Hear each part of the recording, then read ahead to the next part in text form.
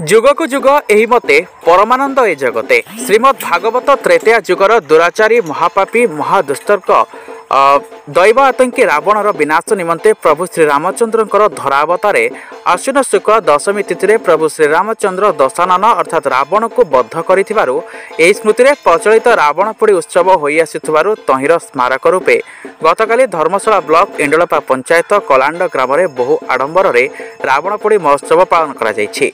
नाच सह गीत विभिन्न आलोकीकरण बाण फुटाई दर्शकों मन मोहित करथिले।